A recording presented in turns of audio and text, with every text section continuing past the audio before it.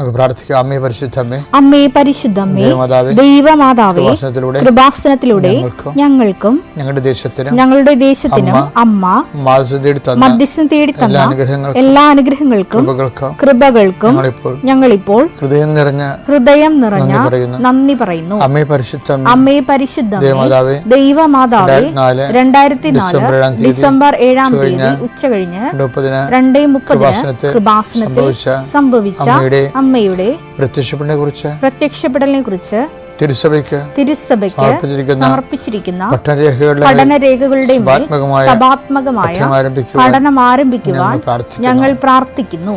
അമ്മേ പരിശുദ്ധമ്മേ, ഭൂസ്വർലോകങ്ങളുടെ രാജ്ഞിയായ അങ്ങേയ്ക്ക് ഭൗമസംരക്ഷണത്തിനായി പ്രപഞ്ച പ്രകൃതിയെ തന്നെ തിരുസഭ പ്രതിഷ്ഠിക്കുവാൻ ഈ പ്രത്യക്ഷീകരണം വഴി ഇടയാക്കണമേ. പരിശുദ്ധമ്മേ, ജപമാല മാതാവേ, സകല കൃപാസനം പ്രാർത്ഥനകളോടും ചേർത്ത് ഞങ്ങളിപ്പോൾ പ്രാർത്ഥിക്കുന്ന ഈ കുടുംബത്തിന്റെ പ്രത്യേക നിയോഗം. ഇന്നത്തെ നിയോഗം പറമക്കളെ, അമ്മയുടെ പ്രത്യക്ഷീകരണത്തിന്റെ ഈ അനുഗ്രഹവേളയിൽ ഞങ്ങൾക്ക് സാധിച്ചു തരുവാൻ കനിയണമേ. ആമേൻ. വിശ്വാസ പ്രമാണം. സർവശക്തനായ പിതാവും ആകാശത്തിന്റെയും ഭൂമിയുടെയും സൃഷ്ടാവുമായ ദൈവത്തിൽ ഞാൻ വിശ്വസിക്കുന്നു. അവിടുത്തെ ഏകപുത്രനും ഞങ്ങളുടെ കർത്താവുമായ ഈശോമിശിഹായിലും ഞാൻ വിശ്വസിക്കുന്നു. ഈ പുത്രൻ പരിശുദ്ധാത്മാവിനാൽ ഗർഭസ്ഥനായി കന്യകാമറിയത്തിൽ നിന്ന് പിറന്ന് പൊന്തിയോസ് പീലാത്തോസിന്റെ കാലത്ത് പീഡകൾ സഹിച്ച് കുരിശിൽ തറയ്ക്കപ്പെട്ട് മരിച്ച് അടക്കപ്പെട്ട് പാതാളങ്ങളിൽ ഇറങ്ങി മരിച്ചവരുടെ ഇടയിൽ നിന്ന് 3-ാം നാൾ ഉയർത്ത് സ്വർഗത്തിലേക്ക് എഴുന്നള്ളി സർവശക്തിയുള്ള പിതാവായ ദൈവത്തിന്റെ വലതുഭാഗത്തിരിക്കുന്നു. അവിടെ നിന്ന് ജീവിക്കുന്നവരെയും മരിച്ചവരെയും വിധിക്കുവാൻ വരുമെന്നും ഞാൻ വിശ്വസിക്കുന്നു. പരിശുദ്ധാത്മാവിലും ഞാൻ വിശ്വസിക്കുന്നു. വിശുദ്ധ കത്തോലിക്കാ സഭയിലും പുണ്യവാന്മാരുടെ ഐക്യത്തിലും പാപങ്ങളുടെ മോചനത്തിലും ശരീരത്തിന്റെ ഉയർപ്പിലും നിത്യമായ ജീവിതത്തിലും ഞാൻ വിശ്വസിക്കുന്നു. ആമേൻ. ഞങ്ങളുടെ പിതാവേ, അങ്ങയുടെ നാമം പൂജിതമാകണമേ. അങ്ങയുടെ രാജ്യം വരണമേ. അങ്ങയുടെ തിരുമനസ് സ്വർഗത്തിലെ പോലെ ഭൂമിയിലും ആകണമേ. അന്നു വേണ്ടുന്ന ആഹാരം ഇന്ന് ഞങ്ങൾക്ക് തരണമേ. ഞങ്ങളോട് തെറ്റ് ചെയ്യുന്നവരോട് ഞങ്ങൾ ക്ഷമിക്കുന്നത് പോലെ ഞങ്ങളുടെ തെറ്റുകൾ ഞങ്ങളോടും ക്ഷമിക്കണമേ. ഞങ്ങളെ പ്രലോഭനത്തിൽ ഉൾപ്പെടുത്തരുതേ, തിന്മയിൽ ഞങ്ങൾ രക്ഷിക്കണമേ. ആമേൻ. നന്മ നിറഞ്ഞ മറിയമേ, സ്വസ്തി. കർത്താവ് അങ്ങയുടെ കൂടെ സ്ത്രീകളിൽ അങ്ങ് അനുഗ്രഹിക്കപ്പെട്ടവളാകുന്നു. അങ്ങയുടെ ഉദരത്തിൻ ഫലമായി ഈശോ അനുഗ്രഹിക്കപ്പെട്ടവനാകുന്നു. പരിശുദ്ധ മറിയമേ, തമ്പുരാന്റെ അമ്മേ, പാപികളായ ഞങ്ങൾക്ക് വേണ്ടി ഇപ്പോഴും ഞങ്ങളുടെ മരണസമയത്തും തമ്പുരാനോട് അപേക്ഷിക്കണമേ. ആമേൻ. എൻ്റെ കർത്താവേ, നിന്റെ ഉന്നതമായ നാമത്തിന് സ്തോത്രം ചെയ്യുന്നു. എൻ്റെ കർത്താവേ, നിന്റെ വിശുദ്ധ പൗരോഹിത്യത്തെ മഹത്വപ്പെടുത്തണമേ. എൻ്റെ കർത്താവേ, സഭയിലുള്ള സാന്നിധ്യം പ്രകടമാക്കണമേ. 39 വർഷം ഞാൻ അർപ്പിച്ച കൃപാനയുടെ യോഗ്യതയാൽ കൃപാസനത്താരെ ജീവനോടെ പ്രത്യക്ഷപ്പെട്ട പരിശുദ്ധ അമ്മയുടെ മാധ്യസ്ഥത ഇപ്പോൾ പ്രാർത്ഥിക്കുന്ന മക്കളുടെ കർത്താവിൻ്റെ ശക്തിയൊക്കട്ടെ. ഇന്നത്തെ നിങ്ങളുടെ യാത്രാമേൽ കർത്താവിൻ്റെ കൃപ ചെയ്യട്ടെ. നിങ്ങളുടെ ചിന്തകൾ, നിങ്ങളുടെ വാക്ക്, നിങ്ങൾ മറ്റുള്ളവരോട് സംസാരിക്കുന്ന സംസാരങ്ങൾ, ഇടപാടുകൾ, ഇടപഴകലുകൾ, ചർച്ചകൾ, തീരുമാനങ്ങൾ കർത്താവ് അനുഗ്രഹിക്കട്ടെ. ജോലി സമ്പാദിക്കുന്നതിന് വേണ്ടി പോകുന്നവരെ, നമുക്ക് ലഭിക്കാനുള്ള പണം സമ്പാദിക്കുന്നതിന് വേണ്ടി ഉള്ള പരിശ്രമങ്ങൾ, മറ്റുള്ള കൈകളിൽ കുടുങ്ങിപ്പോയിട്ടുള്ള നമ്മുടെ അധ്വാന ഫലങ്ങൾ, അതായത് മക്കളില്ലാത്തവർ, മക്കൾ രോഗികളായി കിടക്കുന്നവർ, അവരെല്ലാം ഈ സമയത്ത് അവരുടെ വിടുതലിന് വേണ്ടിയും സമാശ്വാസത്തിന് വേണ്ടിയും ദൈവിക ഇടപെടൽ അവരുടെ ജീവിത മണ്ഡലം ഉണ്ടാകുന്നതിന് വേണ്ടിയും 39 വർഷം ഞാൻ അർപ്പിച്ച കൃപാന്റെ യോഗ്യതയാൽ കൃപാസന അൾത്താര ജീവനുടെ പ്രത്യക്ഷയുടെ മാതാവിൻ്റെ മധ്യസ്ഥത്തിൽ അൾത്താരയിൽ നടന്ന 10,000-കണക്കിന് ആരാശക്തിയെ നിങ്ങളെ ആശീർവദിക്കുന്നു. നിങ്ങളുടെ ഇന്നത്തെ ദിവസം കർത്താവിൻ്റെ നാമം ശുഭകരമാകട്ടെ. നിങ്ങൾ പോയി ജോഷുവയോടും മോസസിനോടും പറഞ്ഞ ദൈവം ശേഷത്തിൻ്റെ അവസാനം വരെ പറഞ്ഞുകൊണ്ടിരിക്കുന്ന ദൈവം, ആവർത്തിച്ച് പറഞ്ഞുകൊണ്ടിരിക്കുന്ന ദൈവം, ഞാൻ നിനക്ക് മുമ്പേ എന്നെ ദൂതനെ വിടുന്നു എന്നതിനേക്കാളുപരി ഞാൻ തന്നെ നിൻ്റെ കൂടെ വരികയും നിനക്ക് മുമ്പേ പോവുകയും ചെയ്യും. കർത്താവേ, നിൻ്റെ സാന്നിധ്യം എല്ലായിടത്തും സന്ധിപ്പായി അനുഭവിക്കാൻ അങ്ങേ സ്വന്തം മക്കൾക്ക് കഴിയണമേ. പിതാപുത്രൻ പരിശുദ്ധാത്മാവായ സർവ്വീശ്വരനെ നയിക്കുവാമേ. എൻ്റെ പ്രിയപ്പെട്ടവരെ, നമ്മൾ ആധ്യാത്മിക ജീവിതവും ദൈവ വളർച്ചയും, ദൈവ വളർച്ച എന്ന് പറയുന്നത് ദൈവത്തിൻ്റെ വളർച്ചയല്ല, നമ്മളിലുള്ള ദൈവത്തിൻ്റെ വളർച്ച. ദൈവത്തെക്കുറിച്ച് അറിയുകയും അറിയുന്നതനുസരിച്ച് നമ്മൾ ഇൻവെസ്റ്റ് ചെയ്യും, അവിടെ അവലംബം വെക്കും, ആശ്രയിക്കും. അതനുസരിച്ച് നമുക്ക് ഒരു ഔട്ട്കം കിട്ടും, റിസൾട്ട് കിട്ടും, ഒരു ബലം കിട്ടും നമുക്ക്. അങ്ങനെയാണ് നമ്മൾ ദൈവത്തിൽ വളരുന്നത്. ദൈവവിശ്വാസം കൃപാസനത്തിൻ്റെ ഒരു അപ്രോച്ച് രീതി അതാണ്. അതായത് നമ്മൾ ഒരു ഫോർമുല അപ്ലൈ ചെയ്തിട്ട് അതിൻ്റെ തനത് ഫലങ്ങൾ ക്രിയേറ്റ് ചെയ്യാൻ പറ്റുമെന്നുള്ള ഒരു ദൈവാനുഭവത്തിൽ നിന്നാണ് നമ്മൾ ഉടമ്പടിയുടെ പല കാര്യങ്ങൾക്കും സൊല്യൂഷൻ ഉള്ളതായിട്ട് ആൾക്കാരെ സാക്ഷ്യപ്പെടുത്തുന്നത്. സൊല്യൂഷൻ വെച്ചാൽ പരിഹാരം ഉള്ളതായിട്ട്. ഇപ്പോൾ ഉദാഹരണത്തിന്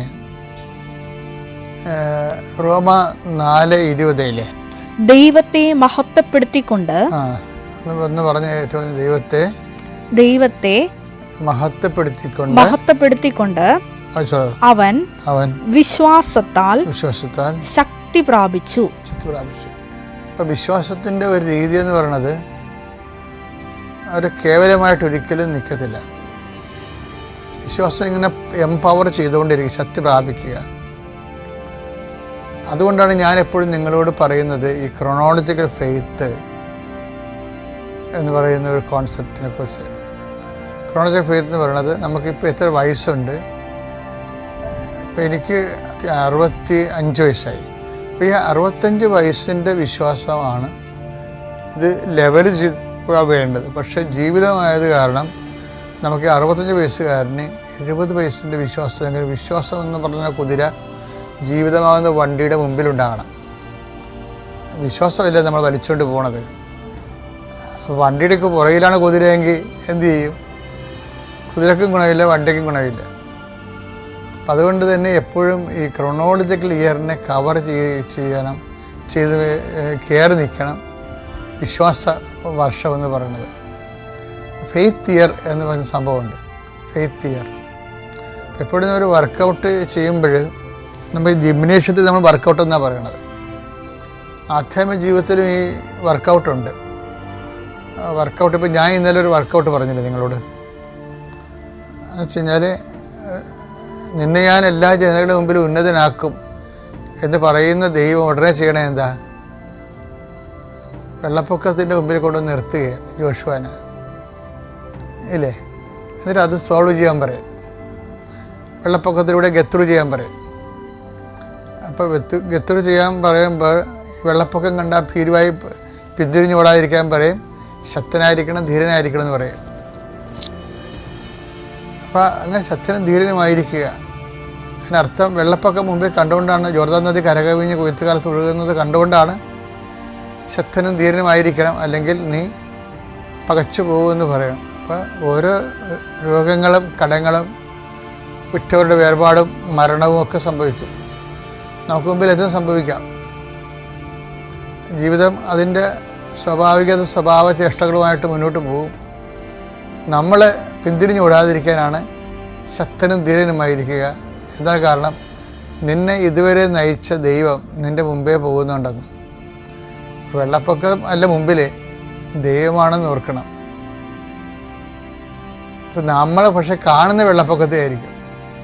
ഈ വെള്ളപ്പൊക്കത്തിൽ നമുക്ക് ഇടയ്ക്ക് കാണാത്ത ദൈവത്തെ കാണുന്നതിനാണ് വിശ്വാസം എന്ന് പറയുന്നത്. അത് ഇപ്പം പറഞ്ഞതുപോലെ ഓരോ ദിവസവും ശക്തിപ്പെട്ടുകൊണ്ടിരിക്കണം. ആ വചനം ഒന്നൊരു വായിച്ച്, ദൈവത്തെ മഹത്വപ്പെടുത്തിക്കൊണ്ട് അവൻ വിശ്വാസത്താൽ ശക്തി പ്രാപിച്ചു. അപ്പം ഈ നമുക്ക് ദൈവത്തെ മഹത്വപ്പെടുത്താനുള്ള ഒരു സിറ്റുവേഷനിലേക്ക് ദൈവം നമ്മളെ കൊണ്ടുപോകും. അപ്പം അവിടെ നമുക്ക് ചെയ്യാനുള്ളത് ദൈവത്തെ മഹത്വപ്പെടുത്തുകയാണ് ചെയ്യാനുള്ളത്. അടയാളങ്ങൾ കൈമാറുമ്പോഴാണ് ആൾക്കാർക്ക് പശ്ചാത്താപം ഉണ്ടാകുന്നത്. അടയാളങ്ങൾ കൈമാറുമ്പോൾ അടയാളം കാണുമ്പോഴും മനുഷ്യർക്ക് പശ്ചാത്താപം ഉണ്ടാകും. നിങ്ങൾ എന്തുകൊണ്ടാണ് വിശുദ്ധി പലരും ജീവിക്കുന്നതിൻ്റെ കാരണം നിങ്ങൾ അടയാളം കണ്ടത് കൊണ്ടാണ്. പത്രോസ് തന്നെ സമർത്ഥമായ മത്സ്യവിള കാണുമ്പോഴേ എന്താ പറയണത്? കർത്താവേ, ഞാൻ പാപിയാണെന്ന് പറയണത്. അത്രയും നാൾ ആ മനുഷ്യൻ പാപിയാണെന്ന് പറഞ്ഞില്ലല്ലോ. പറഞ്ഞോ? വള്ളം നിറച്ച് മീൻ കണ്ടപ്പോഴല്ലേ പറഞ്ഞത്? 8:9 എനിക്ക് തോന്നുന്നത് ലുക്കാന്റെ സുവിശേഷം 5:7-8. 5-ാം അധ്യായം 7-8 തിരുവചനങ്ങൾ. അവർ മറ്റേ വള്ളത്തിൽ ഉണ്ടായിരുന്ന കൂട്ടുകാരെ ആംഗ്യം കാണിച്ച് സഹായത്തിന് വിളിച്ചു. അവർ മറ്റു വെള്ളത്തിലുണ്ടായിരുന്ന കൂട്ടുകാരെ ആംഗ്യം കാണിച്ച് സഹായത്തിന് വിളിച്ചു. അവർ വന്ന് 2 വള്ളങ്ങളും മുങ്ങാറാകുവോളം നിറച്ചു. ശിമയോൻ പത്രോസ് ഇത് കണ്ടപ്പോൾ യേശുവിന്റെ കാൽക്കൽ വീണ് കർത്താവേ, എന്നിൽ നിന്ന് അകന്നു പോകണമേ, ഞാൻ പാപിയാണ് എന്ന് പറഞ്ഞു. അപ്പോൾ അനുഗ്രഹം കാണുമ്പോൾ പശ്ചാത്താപം ഉണ്ടാവും. നിങ്ങൾക്ക് അനുഭവങ്ങൾ കിട്ടുമ്പോൾ ആദ്യം നിങ്ങൾക്ക് ഉണ്ടാവേണ്ട പശ്ചാത്താപമാണ്. എന്താണ്? കർത്താവ് അകന്നു പോകണമെന്ന് പറയുന്നതല്ല, പാപത്തിൽ നിന്നെ അകത്തിക്കളയണമെന്ന്. കർത്താവ് അകന്നു പോകത്തില്ല. നിങ്ങൾക്കൊരു അനുഗ്രഹം കിട്ടിയാൽ നാളെ നിങ്ങൾ കുറച്ചുകൂടി വിശുദ്ധരായിട്ട് ജീവിക്കണം. പ്രാർത്ഥിച്ച്, കർത്താവ് ദൈവമേ, എനിക്കൊരു അടയാളം കിട്ടുമ്പോൾ ഞാൻ കുറച്ചുകൂടി വിശുദ്ധിയോടെ ജീവിക്കുവാൻ എന്ന് അങ്ങയുടെ തിരുസന്നിധിയിൽ ഞാൻ പ്രതിജ്ഞ ചെയ്യുന്നു. എനിക്ക് അടയാളം നൽകി എന്നെ പശ്ചാത്താപത്തിലേക്ക് നയിക്കണമേ.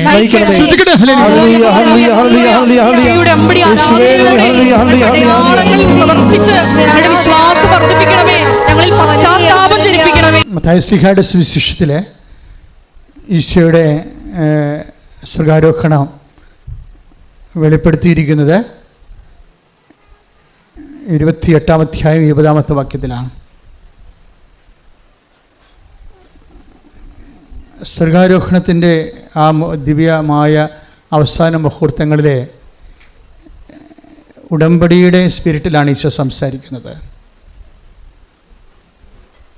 ഉടമ്പടി ജീവിതത്തെ മനസ്സിൽ കണ്ടുകൊണ്ട് പരിശുദ്ധാത്മാവ് ഈശോയിലൂടെ സംസാരിക്കുന്ന പോലെ നമുക്ക് തോന്നും. പ്രത്യേകിച്ച് മത്തായിയുടെ സുവിശേഷം 28-ാം അധ്യായത്തിൻ്റെ 20-ാമത്തെ വാക്യം വായിച്ചോളൂ. ശ്രദ്ധിക്കട്ടെ. ഹല്ലേലൂയ. മത്തായി 28:20. പിതാവിൻ്റെയും പുത്രൻ്റെയും പരിശുദ്ധാത്മാവിൻ്റെയും നാമത്തിൽ അവർക്ക് ജ്ഞാനസ്നാനം നൽകുവിൻ. ഞാൻ നിങ്ങളോട് കൽപ്പിച്ചവയെല്ലാം അനുസരിക്കാൻ അവരെ പഠിപ്പിക്കുവിൻ. യുഗാന്തം വരെ എന്നും ഞാൻ നിങ്ങളോട് കൂടെ ഉണ്ടായിരിക്കും. എന്താണ് ഈശോ അവസാനം പറഞ്ഞ വാഗ്ദാനവും വചനവും? എന്താണ്? ഞാൻ നിങ്ങളോട് പഠിപ്പിച്ചതെല്ലാം പറഞ്ഞ് ഞാൻ നിങ്ങളെ പഠിപ്പിച്ചതെല്ലാം അവരെ അഭ്യസിക്കുവാൻ അനുസരിക്കുവാൻ നിങ്ങൾ അവരെ അഭ്യസിക്കുവേൻ. അതായത് കർത്താവ് പഠിപ്പിച്ചത് അതാണ്. നമ്മൾ യോഹന്നാൻ 2:5 നമുക്കറിയാം. അവൻ പറയണത് പോലെ ചെയ്യുന്നതാണ് ഉടമ്പടി. അതിൻ്റെ തന്നെ ഒരു സ്വർഗ്ഗാരോഹണ വേർഷനാണിത്. എന്താണ് ഇത്? ശിഷ്യന്മാർക്ക് പറ്റിയ ജോലിയാണ്. ഉടമ്പടി നമുക്കറിയാമല്ലോ. നമുക്ക് മനുഷ്യരുമായിട്ട് കേവല മനുഷ്യൻ, പിന്നെ വിശ്വാസി, പിന്നെ ശിഷ്യൻ, അങ്ങനെയാണ് പോണത്. ഉടമ്പടി എടുക്കുന്നവരെ നിങ്ങളെ ഒരു വിശ്വാസിയായിട്ടാണ് ഇവിടെ വരണത്. അല്ലെങ്കിൽ പിന്നെ വരത്തില്ലല്ലോ. ഉടമ്പടി എടുത്തു കഴിയുമ്പോൾ നമ്മൾ ശിഷ്യന്മാരായിട്ട് മാറും. ഇതാ വ്യത്യാസമുണ്ട്. ഇത് കറക്റ്റായിട്ട് ഇത് മനസ്സിലാക്കണം. ഉടമ്പടി എടുത്ത് പിന്നെ ശിഷ്യന്മാരുടെ ആനുകൂല്യങ്ങളുണ്ട്. അതെല്ലാം സുവിശേഷം പറയുന്നുണ്ട്.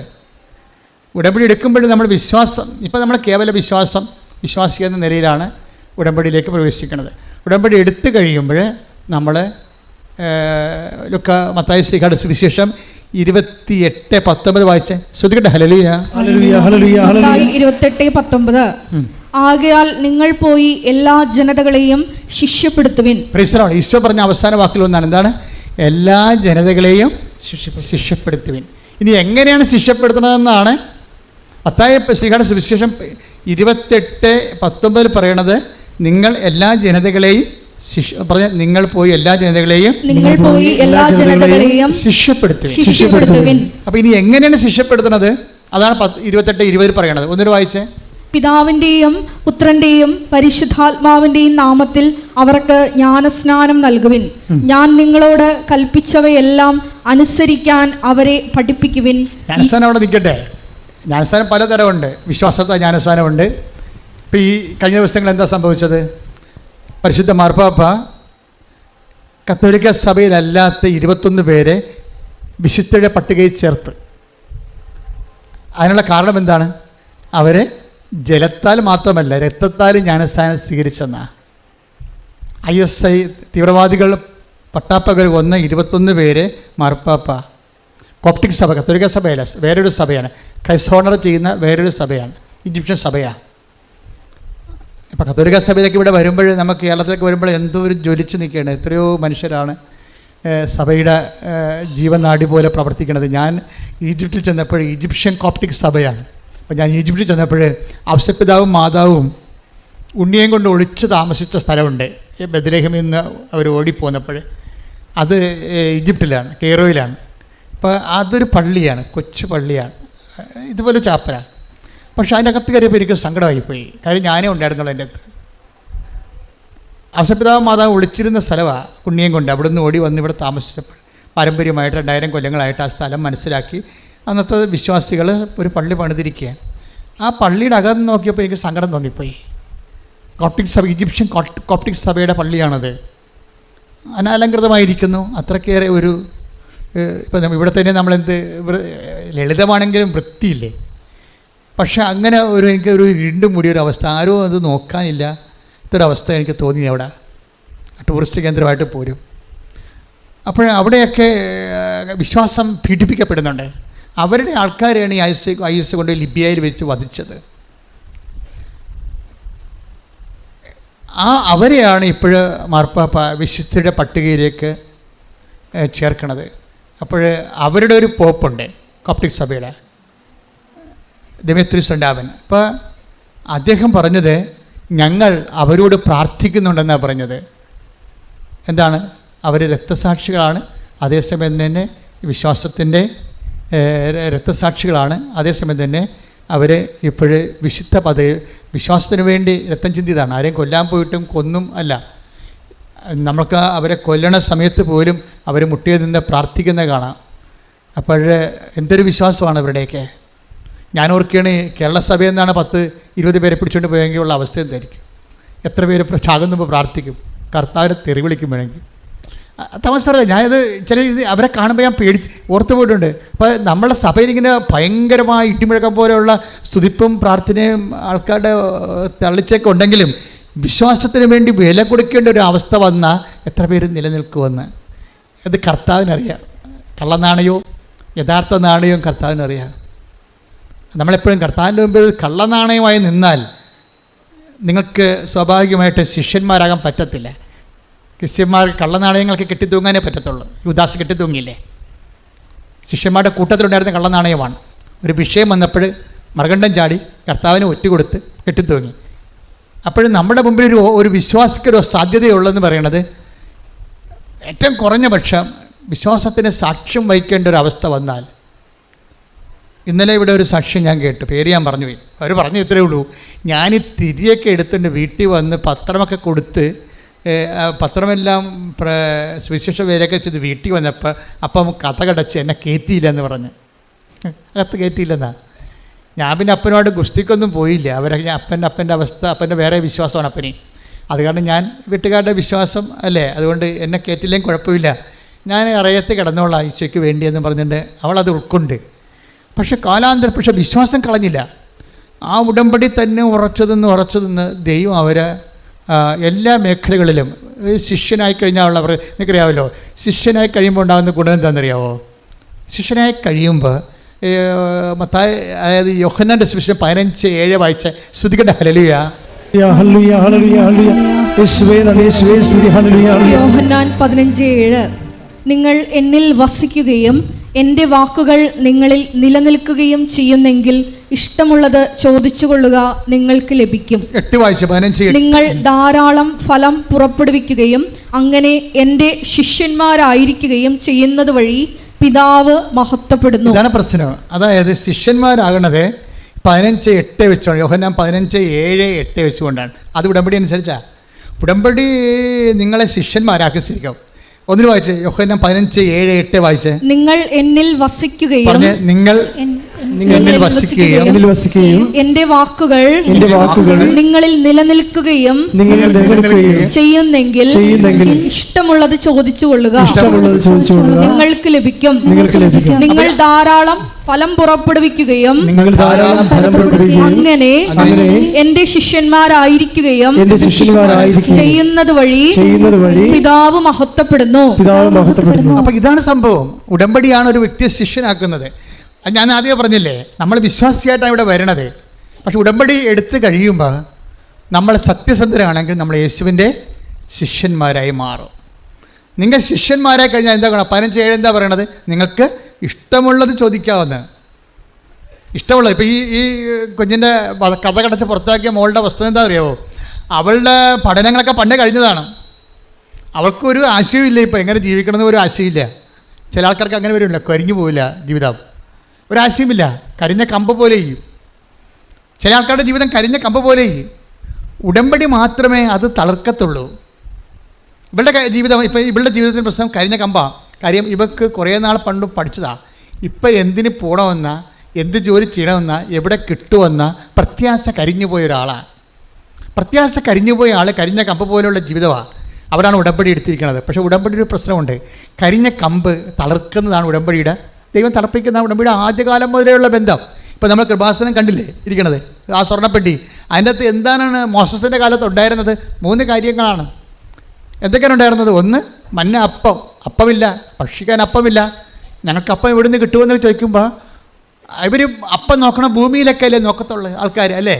ഗോതമ്പായാലും അതുപോലെ തന്നെ അരി ആയാലും ഒക്കെ ഉണ്ടാകുന്നത് ഭൂമി മുളപ്പിച്ച്, പിന്നെ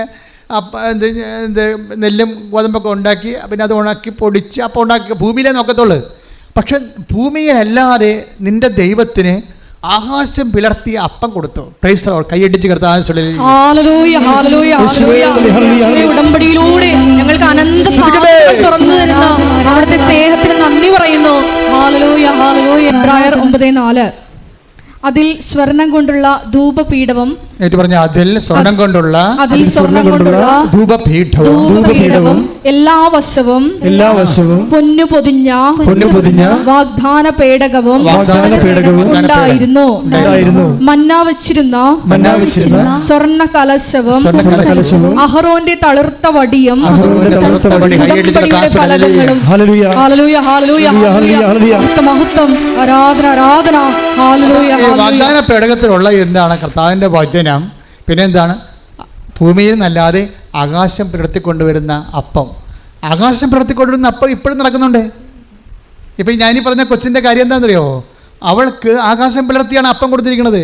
കാര്യം അവൾ ഉടമ്പടി എടുത്ത ഉടനെ അവൾക്ക് അവളുടെ ജീവിതം കരിഞ്ഞു പോയി. വിദ്യാഭ്യാസം കുറേ കാലം മുമ്പ് കഴിഞ്ഞതാണ്. ഇനി കിട്ടുകയോ ഇല്ല, ജോലി കിട്ടുകയോ ഇല്ലെന്ന് അറിയത്തില്ല, ടച്ച് വിട്ടുപോയി. അതാണ് കരിഞ്ഞ കമ്പെന്ന് പറയണത്. നമ്മൾ ഇതിനകത്തിരിക്കണത് എന്താണ്? തളർത്ത വടിയാണ്, അല്ലേ? എത്രയോ പേരുടെ ജീവിതമാണ് ഉടമ്പടി തളർപ്പിക്കണമെന്നറിയാവോ? അത് പ്രോമിസിൻ്റെ ഭാഗമാണ്. നിൻ്റെ കമ്പ്, നിൻ്റെ ജീവിതം കരിഞ്ഞതാണെങ്കിൽ, ഇപ്പോൾ ചിലരൊക്കെ വന്നിട്ട് ഈ 10 കൊല്ലം, ഇപ്പോൾ ഒരു IELTS, അവർ IUI എടുത്തു, IVF എടുത്തു, ഇതിന് അവസാനം കുഞ്ഞുങ്ങളുണ്ടായില്ല എന്ന് പറഞ്ഞിട്ട് എന്താ പറയണത്? ഉടമ്പടി എടുത്തപ്പോഴേ അവർക്ക് കുഞ്ഞിനെ ലഭിച്ചു. എന്താണ് ശരിക്കും പറഞ്ഞാൽ? തളർത്ത വടിയാണ്, കരിഞ്ഞു പോയതാണ്. ഒരു കുഞ്ഞെന്ന സ്വപ്നം പോലും കരിഞ്ഞതാണ്. എത്ര കരിഞ്ഞ വടികളാണ് കർത്താവ് തളർപ്പിച്ചിരിക്കുന്നത്. കൈയടിച്ച് കർത്താവ്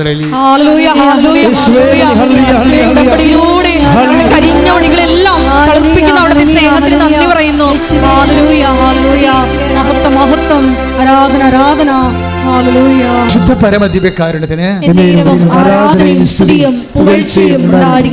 അപ്പോൾ ഇവളെ സംബന്ധിച്ചിടത്തോളം അപ്പ ഇങ്ങനെ പറഞ്ഞു, വീട്ടുകാരെല്ലാം എതിർത്ത് നിന്നാലും വിശ്വാസം കളഞ്ഞില്ല. അവൾ ആ പ്രേക്ഷിത പ്രവർത്തനങ്ങൾ നമ്മളെപ്പോഴും സംഭവിക്കണമെന്ന് വെച്ചാൽ, നിങ്ങൾ പ്രാർത്ഥന ചൊല്ലിയത് കൊണ്ട് മാത്രം, അച്ഛൻ കുർബാനയ്ക്കും പറഞ്ഞു, നേരത്തെയും പറഞ്ഞു, ഇത് ഒരു പ്രാർത്ഥനയായിട്ട് റെഡ്യൂസ് ചെയ്താൽ നിങ്ങൾ ഒരിക്കലും ശിഷ്യന്മാരായി മാറത്തില്ല. ആ പഴയ വിശ്വാസിയായിട്ട് തന്നെ മാറും. മനസ്സിലായ? അപ്പോൾ ഇതിനകത്ത് 3 ഘടകങ്ങളില്ലേ? എന്തൊക്കെയുള്ളത്? 1, പ്രാർത്ഥനാ രീതിയുണ്ട്. 20% പ്രത്യക്ഷീകരണ പ്രാർത്ഥന. ലിസി കോഴിക്കോടിൻ്റെ സാക്ഷ്യം ആണല്ലോ ഇപ്പോൾ കത്തി നിൽക്കണത്, അല്ലേ? അതിന് കത്തുക തന്നെ ചെയ്യും. കാര്യം അത് ഒരു ഉടമ്പടിയുടെ സർവകലാശാലയാണ് ആ സാക്ഷ്യം. കോളേജല്ല, പല കോളേജുകൾ കൂടിയ ഒരു സർവകലാശാലയാണ്. അതിനകത്ത് ഒരു സാക്ഷ്യം, അതിൻ്റെ ഒരു വാക്കുകൾ പറയുന്നുണ്ട്. ഞാൻ കടക്കാരെന്നെ തന്തക്ക് വിളിച്ച് എൻ്റെ ചങ്കും കരണം പൊട്ടി ഞാൻ കിടന്ന് കർത്താവുമായിട്ട് യുദ്ധത്തിലായി. എനിക്ക് എവിടുന്ന് കാശ് കിട്ടാനാണ്? ഈ ഫോൺ എടുത്താൽ തന്തക്ക് വിളി മാത്രമാണ് കേൾക്കണത്. ഞങ്ങൾ ആത്മഹത്യ ചെയ്യും, ഞാൻ ഇപ്പം അങ്ങോട്ട് വരും, നീ എവിടെയാണെന്നൊക്കെ ചോദിച്ചുകൊണ്ട് പിന്നെ പറയുന്നത് ഡാഷാണ്. ഇതാണ്. ഇങ്ങനെ അവസാനം ഇവൾ മടുത്ത് സങ്കടം കൊണ്ട് മനസ്സ് കലങ്ങി കിടന്ന് ഉറങ്ങി പ്രത്യക്ഷീകരണ പ്രാർത്ഥിച്ചെല്ലാം മറന്നുപോയി. 11 മണിക്കാണ് പാവം എഴുന്നേൽക്കുന്നത്. എഴുന്നേൽക്കുമ്പോൾ പറയും, എനിക്ക് ആവത്തില്ല കർത്താവേ, ഞാൻ എന്തിന് പുറത്തോട്ട് പോകണം, എനിക്ക് പേടിയാണ് ഫോൺ എടുക്കാൻ പോലും. എന്നിട്ട് പറയണേ, എനിക്ക് എഴുന്നേറ്റ് തിരി കത്തിക്കാൻ പറ്റിയില്ല. അതുകൊണ്ട് ഞാൻ മനസ്സിൽ നീലത്തിരി സ്വപ്നം കണ്ട്, അതായത് മനസ്സിൽ നീലത്തിരിയെക്കുറിച്ച് ഞാൻ കത്തിക്കുന്നതിൻ്റെ ഓർത്തുകൊണ്ട് അവിടെ കിടന്നുകൊണ്ട് പ്രത്യക്ഷീകരണ പ്രാർത്ഥന ചെല്ലിയെന്ന് കൈയിട്ടിട്ട് വിശ്വാസം പ്രഖ്യാപിക്കാനുള്ള കൃപ ഈ ആരാധനയിലൂടെ ഞങ്ങൾക്ക് നൽകണമേ. പണ്ടൊക്കെ മനുഷ്യന് വിശ്വാസം പ്രാർത്ഥിക്കാനുള്ളതായിരുന്നു ഉടമ്പടി കാലത്തിന് മുമ്പേ. ഉടമ്പടി കഴിയുമ്പോൾ നമ്മുടെ ജീവിതത്തിൽ 2 ജീവിതം വരികയാണ്. ബിഫോർ ക്രൈസ്റ്റ് എന്ന് പറഞ്ഞ പോലെ അതായത് നമ്മൾ ആഫ്റ്റർ ക്രൈസ്റ്റ് എന്ന് പറഞ്ഞ ലോകചരിത്രം മാറുന്ന പോലെ ജീവചരിത്രം മാറുന്ന പോലെ കാണും നമ്മളെ. എന്താ കാര്യം എന്നറിയാവോ? എന്താ ഞാൻ ഇങ്ങനെ പറയാൻ കാരണം വെച്ച് കഴിഞ്ഞാൽ, ഉടമ്പടിയുടെ മുമ്പ് നേരത്തെ നമ്മളൊരു വിശ്വാസിയായിരുന്നു. ഇപ്പോൾ നമ്മൾ ഉടമ്പടി ആൾക്കാർ വിശ്വാസം ജീവിക്കുകയല്ല, വിശ്വാസം പ്രഖ്യാപിക്കുകയും വിശ്വാസം ജീവിക്കുകയും ചെയ്യും. നമുക്ക് അച്ഛൻ നേരത്തെ നിങ്ങൾ പറഞ്ഞിട്ടില്ലേ, വിശ്വാസം നമുക്ക് പ്രെയർ ചെയ്യാം, പ്രാർത്ഥിക്കാം. അതൊരു പ്രിലിമിനറി ABCD ലെവലാണ് വിശ്വാസം പ്രാർത്ഥിച്ചു പോണത്. പിന്നെ നമുക്ക് വിശ്വാസം പ്രഖ്യാപിക്കാം. വിശ്വാസം പ്രഖ്യാപിക്കുക എന്ന് പറയുമ്പോൾ വിശ്വാസം പ്രാർത്ഥിക്കുന്നതിന് ജസ്റ്റ് ഒരു അറിവ് വേണം, ഒരു മൈൽഡ് സിംഗിൾ വോൾട്ടാണത്, അറിവ് മതി. പക്ഷേ വിശ്വാസം പ്രഖ്യാപിക്കുന്നതിന് വേണ്ടി നമുക്ക് ഇച്ഛാശക്തി വേണം, വിൽ പവർ വേണം. അവിടെയാണ് പ്രശ്നം. വിശ്വാസത്തിൻ്റെയൊക്കെ വിൽ പവർ കയറ്റിവിടുമ്പോഴാണ് ഇത് പ്രഖ്യാപിക്കുന്നത്. ലിസിയുടെ സാക്ഷ്യത്തിൽ നിങ്ങൾ നോക്കിയാൽ മതി. ലിസിക്ക് ആമവാദമാണ്. ആമവാദം വന്നിട്ട് ഇവളുടെ അത് കണ്ണിനെ ബാധിക്കും. കണ്ണിനെ ബാധിച്ചിട്ട് കാഴ്ച ദ്രവിപ്പിക്കും. എന്നിട്ട് രക്തോട്ടം കുറഞ്ഞിട്ട് കണ്ണ് നീല നിറമായിട്ട് വലുതായിട്ട് വരും. ഇങ്ങനെ അത് വികൃതക്കോലമായി കണ്ടാൽ പിടിച്ചു പോകും. പക്ഷേ എന്നിട്ട് ഇവിടെ എന്താ ചെയ്യണത്? അതായത് ഇത് ഈ കണ്ണിനെയും കൊണ്ട് ആശുപത്രി പോയാൽ കണ്ണ് കിട്ടത്തില്ലെന്ന് നമുക്ക് ഉറപ്പാണ്. കാര്യം ഇത് ഡോക്ടർ എൻ്റെ സത്യം പറഞ്ഞു കൊടുത്തിട്ടുണ്ട് എന്താ വന്നിരിക്കണമെന്ന് അറിയാൻ. അപ്പോൾ ലിസി പറഞ്ഞു, ഞാൻ എന്താ ചെയ്തെന്ന് വെച്ചാൽ ഞാൻ ഉടമ്പടി തൈലം എടുത്തു. തൈലം എല്ലാവരും ഉടമ്പടി തൈലം എടുക്കാറുണ്ട്. പക്ഷേ എടുക്കണതല്ല പ്രശ്നം ഇരിക്കണത്. എടുക്കണത് ആർക്കും എടുക്കാം, വഴിയെ പോകണ ആർക്കും ഉടമ്പടി തൈലം എടുക്കാം. പക്ഷേ ഉടമ്പടി തൈലം പ്രയോഗിക്കുന്നതിലാണ് പ്രശ്നം. അതിൽ ലിസ്റ്റ് ചെയ്തത് എന്താണെന്ന് വെച്ച് കഴിഞ്ഞാൽ, ഞാൻ കർത്താവിൻ്റെ പീഡാനുഭവങ്ങളെ പ്രഖ്യാപിച്ചെന്നു. ഞാനിവിടുത്തെ ദൈവമേ, ഇവള് ഏത് ദൈവശാസ്ത്ര കോളേജിൽ നിന്ന് വരികയാണെന്ന് ഓർത്ത് ഞാൻ കർത്താവിൻ്റെ പീഡാനുഭവങ്ങളെ പ്രഖ്യാപിച്ചു. എൻ്റെ കണ്ണ് വീർത്ത് നീലച്ചിരിക്കുകയാണ്, മുഖം വികൃതമായി. ഞാൻ ഉടമ്പടി തൈലം എടുത്തു, വിശ്വാസ പ്രമാണം ചെല്ലിച്ച് അതിൻ്റെ ഉള്ളിൽ കർത്താവിൻ്റെ പീഡാനുഭവങ്ങളെ പ്രഖ്യാപിച്ചു. അവൻ്റെ പീഡാനുഭവങ്ങളെ പ്രഖ്യാപിച്ചുകൊണ്ട്, അവൻ്റെ തിരുമരണത്തെ പ്രഖ്യാപിച്ചുകൊണ്ട് ഞാൻ തൈലം കണ്ണിൽ പുരട്ടിയെന്നാണ്. അപ്പോഴെന്താ കാര്യം? മരണത്തിൻ്റെ ശക്തിയാണ്. കർത്താവിൻ്റെ മരണത്തിലൂടെയാണ് ലോകത്തിൻ്റെ പാപങ്ങൾ മോചിച്ചത്. പാപങ്ങൾ മോചിക്കുന്ന ശക്തിയാണ് മരണം പ്രഖ്യാപിക്കുമ്പോൾ ഉണ്ടാകുന്നത്. മരണം പ്രഖ്യാപിച്ചുകൊണ്ട് വിശ്വാസപ്രമാണം ചൊല്ലി തീർത്തു. രാവിലെ എഴുന്നേറ്റപ്പോഴേ കണ്ണ് സുഖപ്പെട്ടിട്ട് ചെറിയ ഒരു പാട് മാത്രമായി അത് മാറിയെന്ന് ശ്രുതികടേ.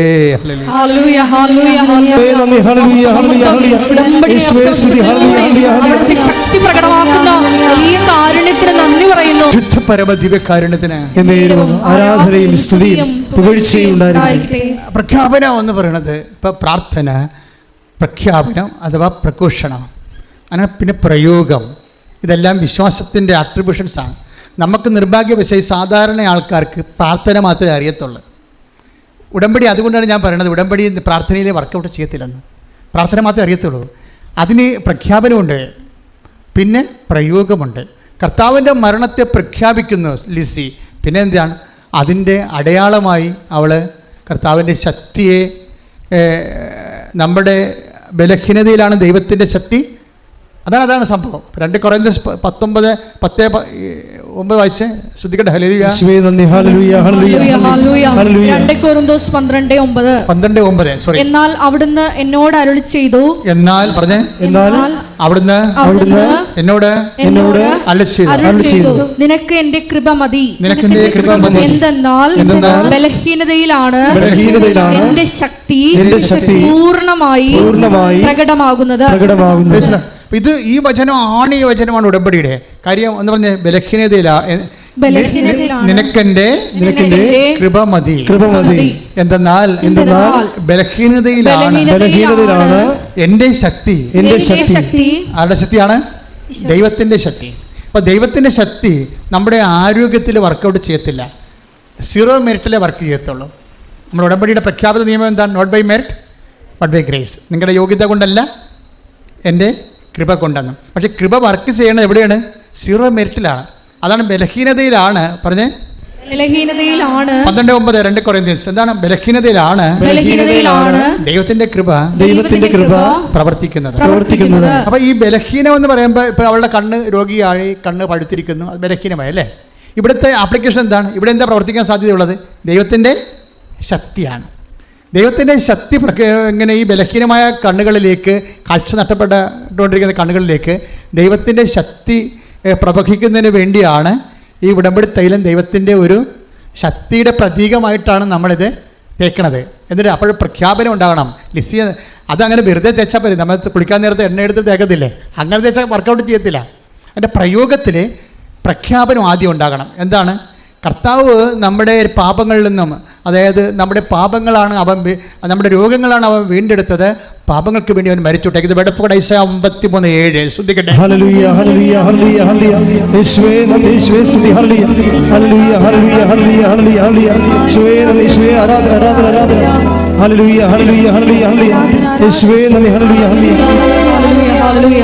യെശയ്യാ 53:5 നമ്മുടെ അതിക്രമങ്ങൾക്ക് വേണ്ടി അവൻ മുറിവേൽപ്പിക്കപ്പെട്ടു. നമ്മുടെ അതിക്രമങ്ങൾക്ക് വേണ്ടി അവൻ മുറിവേൽപ്പിക്കപ്പെട്ടു. നമ്മുടെ അകൃത്യങ്ങൾക്ക് വേണ്ടി ക്ഷതമേൽപ്പിക്കപ്പെട്ടു. അവന്റെ മേലുള്ള ശിക്ഷ നമുക്ക് രക്ഷ നൽകി. അവന്റെ ക്ഷതങ്ങളാൽ നാം സൗഖ്യം പ്രാപിച്ചു. അപ്പോൾ അവന്റെ മരണം, പീഡാനുഭവം നമ്മൾ പ്രഖ്യാപിക്കുമ്പോൾ അവൻ്റെ ക്ഷതങ്ങളാണ് നമ്മൾ രക്ഷ പ്രാപിക്കുന്നത്. അതുകൊണ്ടാണ് ലിസി പറയണത്. ലിസി അത് അറിഞ്ഞുകൊണ്ട് പറഞ്ഞതല്ല, പക്ഷെ സത്യം അതാണ്. ഞാൻ ഉടമ്പടി തൈലം തേക്കും മുമ്പ് എൻ്റെ കർത്താവിൻ്റെ പീഡാനുഭവങ്ങളെ ഓർത്ത് ഞാൻ പ്രഖ്യാപിച്ചു, അവൻ്റെ മരണത്തെ പ്രഖ്യാപിച്ചു. അതാണ് വിശ്വാസ പ്രമാണം എന്ന് പറയണത്.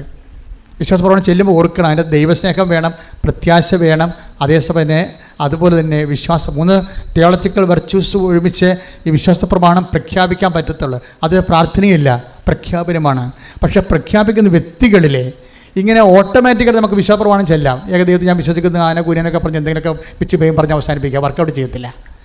അത് നിങ്ങളുടെ ദൈവമായ കർത്താവിനെ പൂർണ്ണ ഹൃദയത്തോടെ, പൂർണ്ണ ഹൃദയത്തോടെ, നിങ്ങളുടെ ദൈവമായ കർത്താവിനെ പൂർണ്ണ ഹൃദയത്തോടെ പറഞ്ഞ്, നിങ്ങളുടെ ദൈവമായ കർത്താവിനെ പൂർണ്ണ ഹൃദയത്തോടെ സർവശക്തിയോടെ സ്നേഹിക്കുക.